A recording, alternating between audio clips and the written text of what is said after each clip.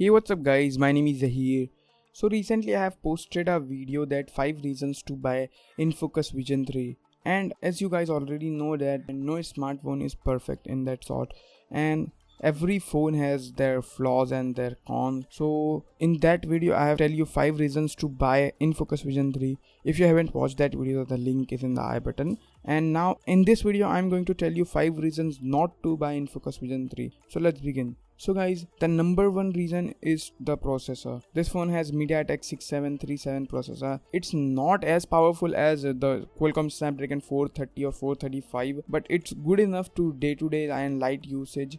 But it's not as good as the Snapdragon processor. So this is a one reason that you should not consider this phone. Now moving to the second reason guys. Second reason that is it has a plastic body. The back and the sides are made with plastic. The plastic is not very attractive and good thing. Even the plastic is not of very good quality. It looks really cheap in the hand.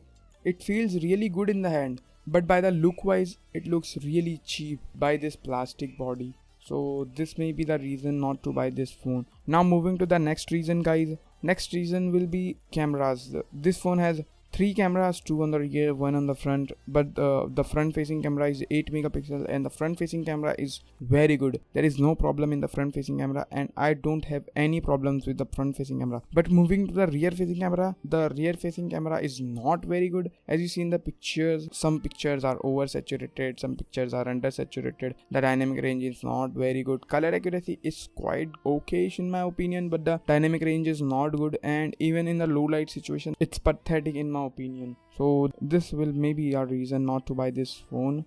Now moving to some other cons guys. Fourth reason not to buy this phone is the charging time. This took literally eternity to charge guys. Not eternity, I'm just joking about that, but it took more than 4 hours to charge from 0 to 100. It is very bad in 2018 guys. It's 2018 and if the phone took like 4 hours to full charge, it's very bad. And even Qualcomm released some new chipset which has like power to charge from 0 to 100 in 15 minutes. So if this device took 4 hours, then it's very bad.